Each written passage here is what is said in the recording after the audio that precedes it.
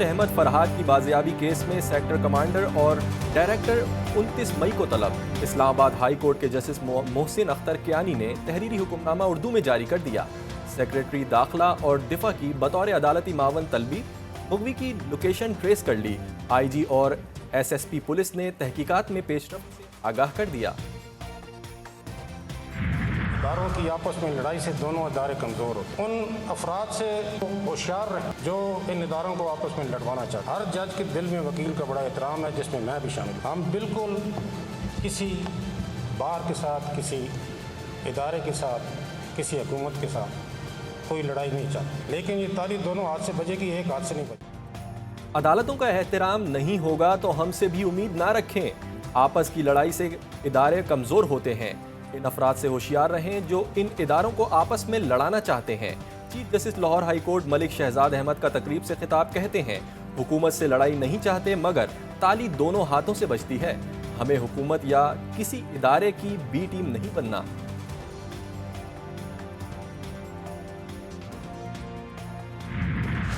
खैबर पख्तूनख्वा बाजी ले गया। विफाक से पहले सूबे का बजट पेश। खैबर पख्तूनख्वा माली साल 2024-25 का बजट पेश कर दिया गया। सूबाई वजीर खजाना आफ्ताब आलम ने बताया कि कुल महसूलात 1754 अरब रुपए हैं। कुल अखराजात 1654 अरब रुपए हैं। बजट 100 अरब रुपए सरप्लस है।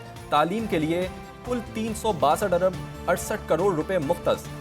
पेंशन की मद में 10% सरकारी मुलाजमीन की तनख्वाहों में 15% इजाफे की तजवीज़। कम से कम माहाना उजरत 32 से बढ़ाकर 36,000 करने की सिफारिश। AP असेंबली बजट में विफाकी महसूलात का हदफ 1212 अरब जबकि सूबाई महसूलात का हदफ 93.50 अरब रुपए रखा गया है। दीगर महसूलात की मद में 31.55 अरब जमशुदा अजला की मद में महसूलात 259.92 अरब मुख्तस। बैरूनी इमदाद से चलने वाले मंसूबों से 130.59 अरब रुपए की महसूलात वसूल होंगे। तारीख में ऐसा नहीं हुआ, सूबाई हुकूमत विफाक से पहले बजट दे। विफाकी वजीर इत्तलात अता तारड़ की खैबर पख्तूनख्वा के विफाक से पहले बजट पेश करने पर तनकीद। बोले ये KP को जाने वाले 14% का तखमीना खुद लगा लेंगे। तहरीक इंसाफ पर IMF से ताल्लुकात खराब करने का इल्जाम। वजीर मुमलिकत अली परवेज बोले PTI की सूबाई हुकूमत ने फर्जी नंबर्स पर बजट पेश किया।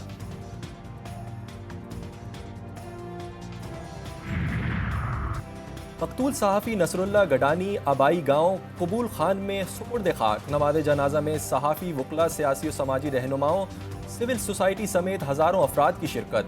प्रेस क्लब दादू का सहाफ़ी के कत्ल पर 3 रोज़ा तक सरकारी खबरों का बाइकआउट का ऐलान। पुलिस का सहाफ़ी के कातिलों का पता लगाने का दावा। सिंध हुकूमत का सहाफ़ी नसरुल्लाह के बच्चों की तालीम और दीगर अखराजात बर्दाश्त करने का ऐलान।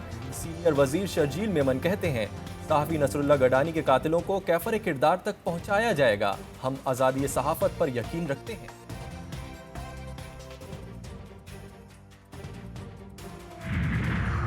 कोयटा के इलाके सैटेलाइट टाउन में पुलिस की मुबैना फायरिंग से लड़के का कत्ल। लवाहिकीन ने ऑफिस के सामने लाश रखकर धरना दे दिया। लवाहिकीन का कहना है कि पुलिस वाक़े को दूसरा रंग देने की कोशिश कर रही है। मुजाहिरीन की IG पुलिस से इंसाफ की फराहमी की अपील। गर्मी के साथ बिजली का शॉर्टफॉल भी बढ़ गया। मुल्क भर में शॉर्टफॉल 6,600 से तजावुज कर गया। देही इलाकों में 8 से 10 घंटे, शहरी इलाकों में 4 से 6 घंटे बिजली लोड शेडिंग। टाइम लॉसेस वाले इलाकों में 12 से 14 घंटों के लिए बिजली की बंदिश। कराची में के इलेक्ट्रिक की हठधर्मी बरकरार। लोड शेडिंग से मुस्तस्ना इलाकों को भी ना बख्शा।